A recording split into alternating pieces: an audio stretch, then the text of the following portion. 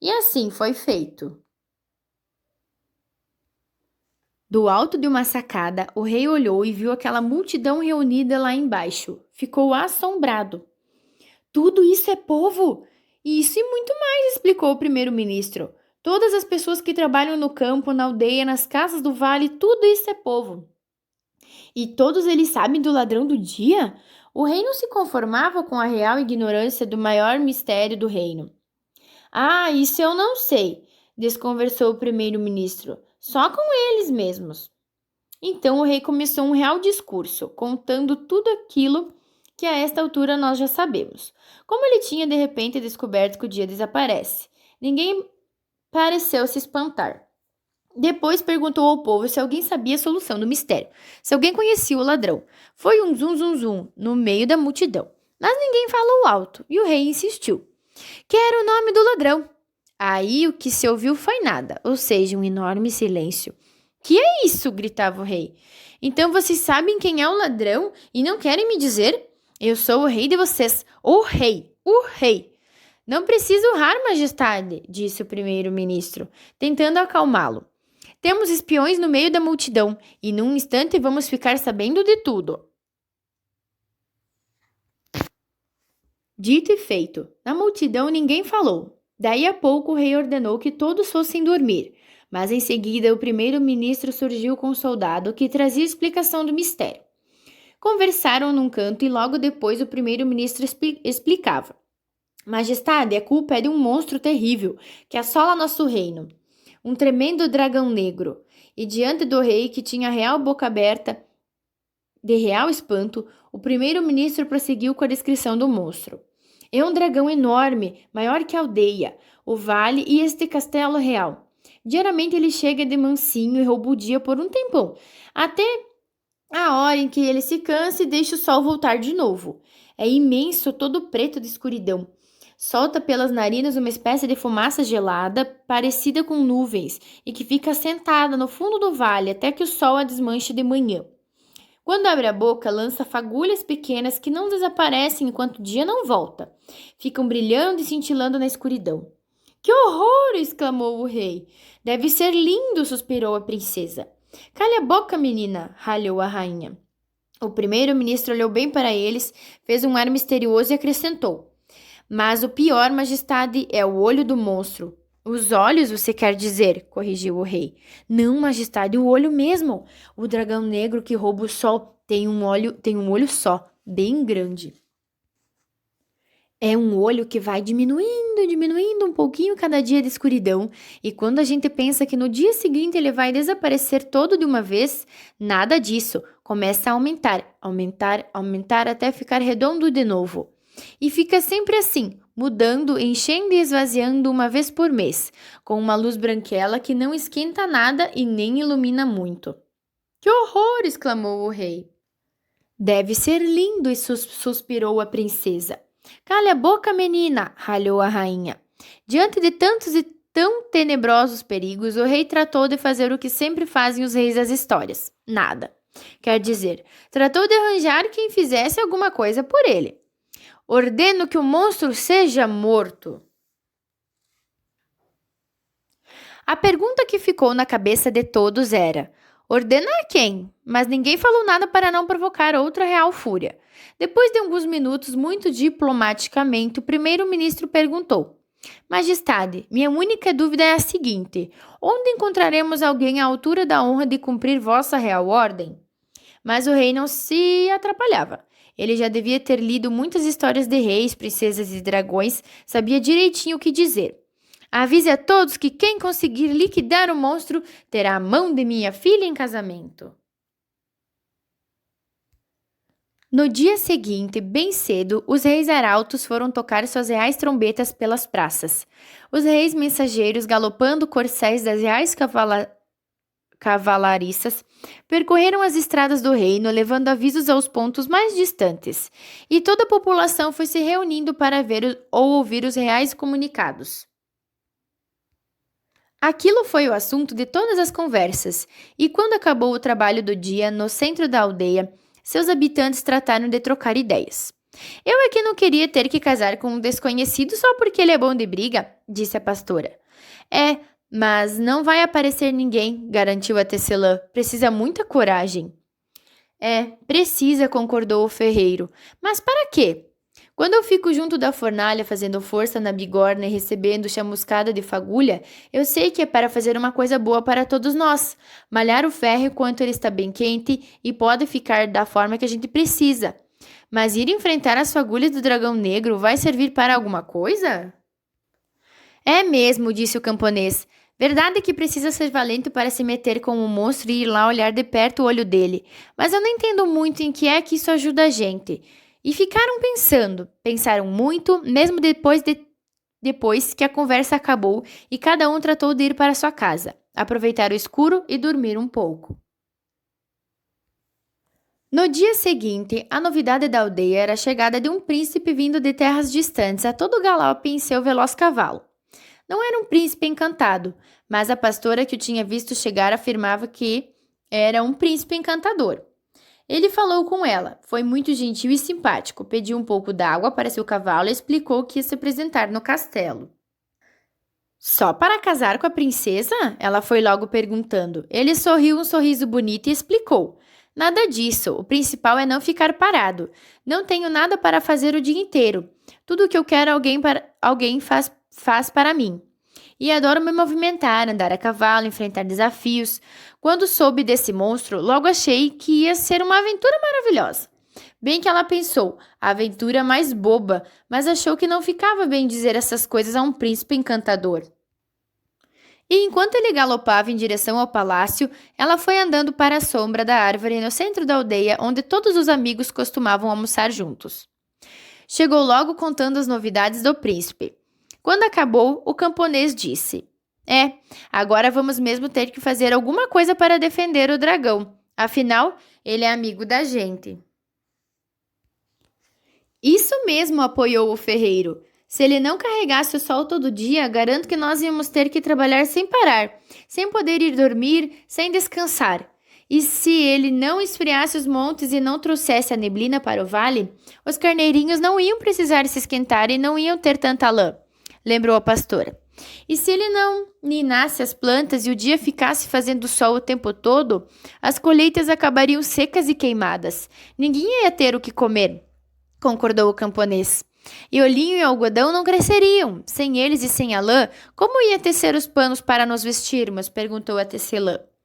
Num ponto estavam todos de acordo. Era preciso ajudar o dragão negro antes que o príncipe valente e encantador acabasse com ele. Mas como? A gente só sabe mesmo é trabalhar. Nenhum de nós entende dessas coisas de lutas e aventura. Mas a pastora, que às vezes ia com seus rebanhos para mais longe da aldeia e conhecia bem as terras em volta, teve uma ideia. Lá nos montes mora um gigante. Ele bem que podia nos ajudar. Isso mesmo, bem lembrado. Mas também foi bem lembrado o que o carpinteiro disse. A ideia é boa, mas alguém já viu o gigante acordado? Ele passa o tempo todo deitado, esse gigante adormecido. É mesmo, deitado eternamente. A pastora, porém, não desistia. Era uma moça muito decidida e não gostava de largar pelo meio as coisas que queria fazer. Nem desistia de uma boa ideia só porque a situação estava meio preta. Mas talvez ele nem precise se levantar. A gente podia pelo menos ir até lá conversar com ele e ouvir uns conselhos. Pode ser que ele se anime. E pode ser que ele tenha algum plano. Afinal de contas, ele já está aqui muito, muito antes de nós todos. Muito antes da aldeia existir ou do real castelo ser construído. Ele já viu tanta coisa, deve saber o que fazer. A tecelã, que era muito caseira, hesitou um pouco. Mas quem vai ficar fazendo nosso trabalho? O ferreiro resolveu a questão. Hoje nosso trabalho é outro, tão importante como o trabalho de todo dia. Não faz mal parar de trabalhar aqui uma tarde, porque é para ajudar toda a vida da gente. E o camponês ainda disse mais. Você pensa, sua boba, que é fácil acordar um gigante? Se não formos todos juntos e não gritarmos bem forte e bem alto, não adianta nada. Por isso foram. Naquela tarde, a aldeia ficou deserta. Todo mundo saiu das oficinas e das plantações. Foram todos para os montes. E foi até divertido, um passeio bonito pelos risonhos lindos campos cheios de flores e pelos bosques cheios de vida. Todo mundo conversando e cantando. Quando chegaram embaixo dos montes, já eram as costas do gigante deitado. E começaram a gritar juntos: Acorda, acorda, acorda! Tanto gritaram que o gigante, apesar de muito dorminhoco, acabou acordando. Nem se mexeu, nem se espreguiçou. Acho até que nem abriu os olhos. Mas acordou um pouco e no meio do sono ouvia uma multidão, toda a população da aldeia e dos campos gritando: Acorda, acorda, acorda! Acabou perguntando: Que corda é essa que vocês tanto pedem? Peguem logo a corda e me deixem dormir. Não é para pegar corda nenhuma, começou a explicar o carpinteiro. Então tratem logo de dar corda no que está precisando. Ponham para funcionar e me deixem dormir. Não é nada disso, continuou o ferreiro. Não é corda de pegar, de enrolar, de dar, não é corda.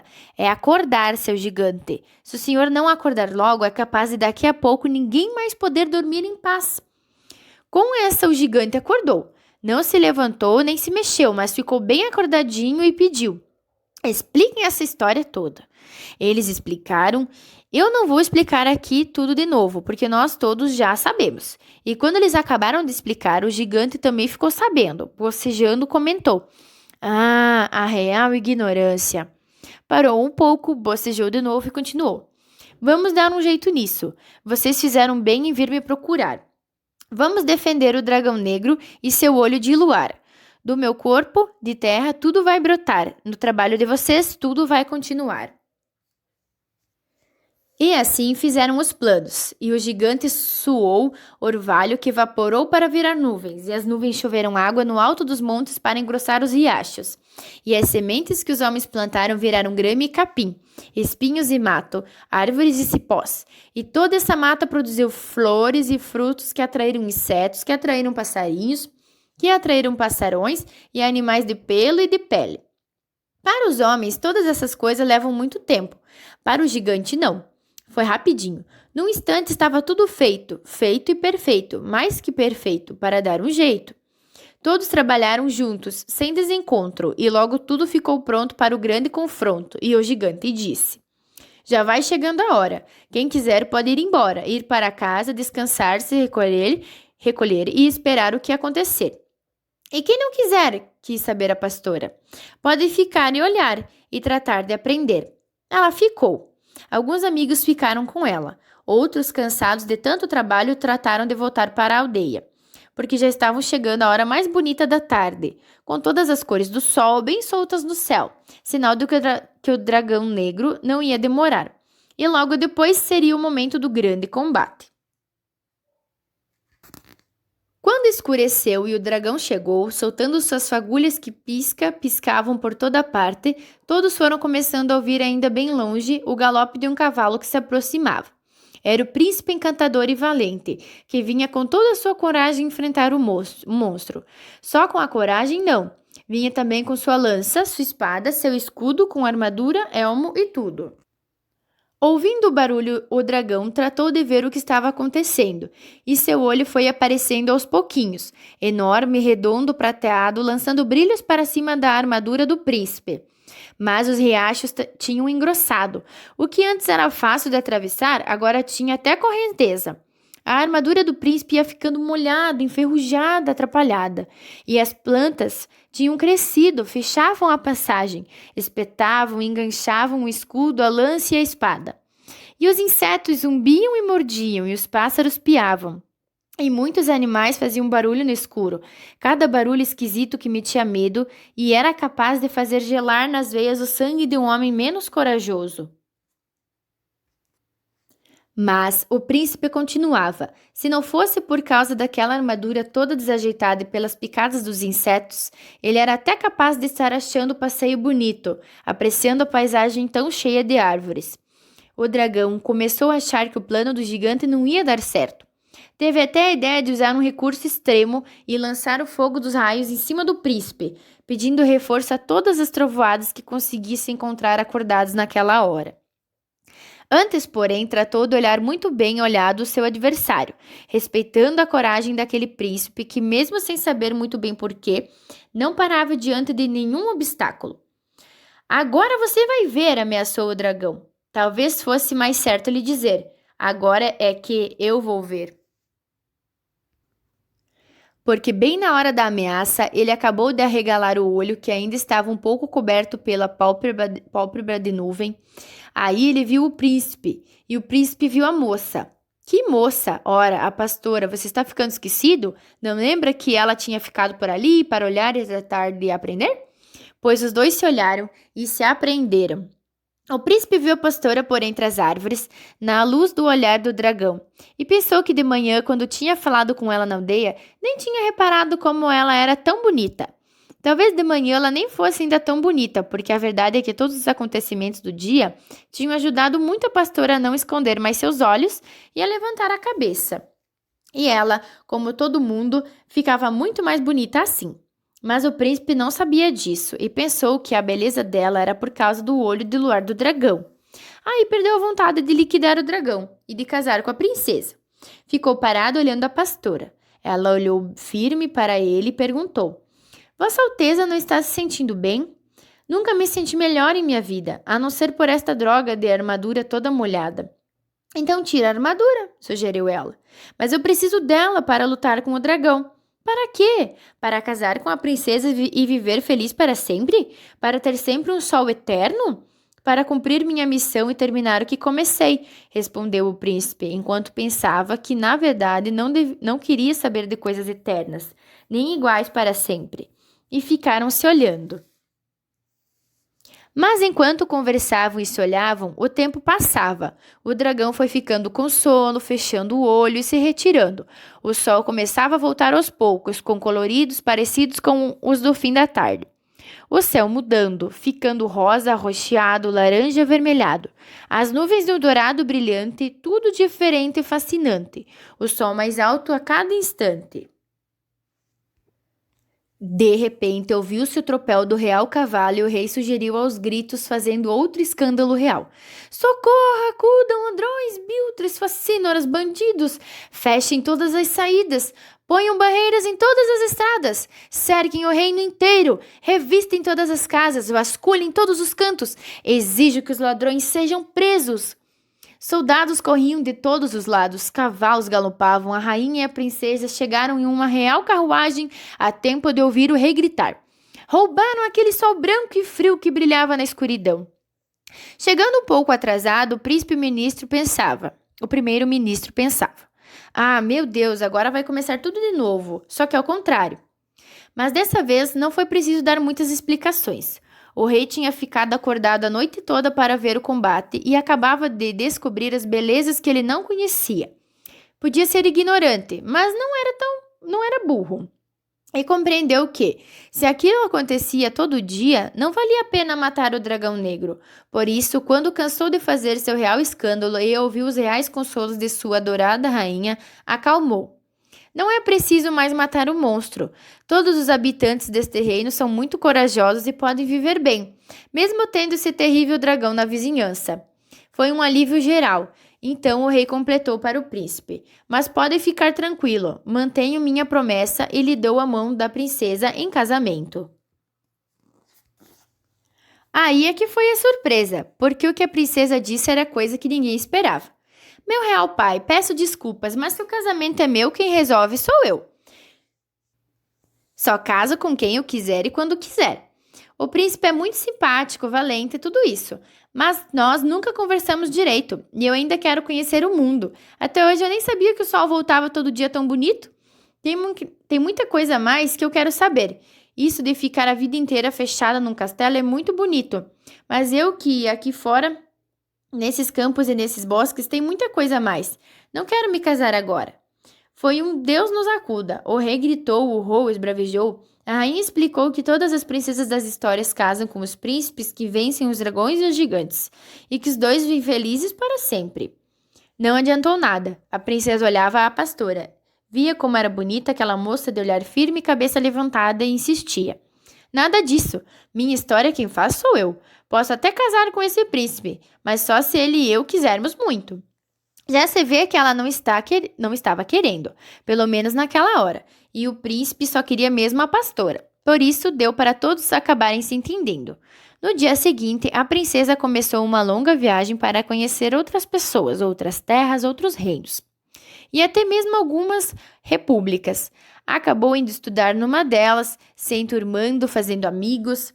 Vem sempre passar as férias no Real Castelo e conta uma porção de novidades. A pastora é que não gostou muito da ideia de ter um namorado que ela tinha que chamar de Vossa Alteza. Dava muito trabalho, e trabalho para ela já chegava o que precisava ter com os carneirinhos. Não podia ficar se preocupando com palavras especiais. Então, o príncipe resolveu ficar por ali, aproveitando sua vontade de fazer alguma coisa e seu amor pelos cavalos. Acabou trabalhando de vaqueiro nos campos em volta da aldeia.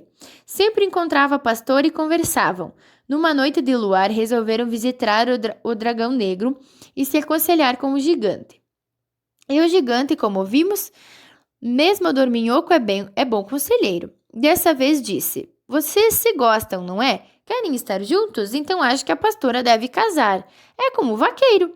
Assim não precisa dizer Vossa Alteza. Foi o que eles fizeram. E o príncipe? Era uma vez.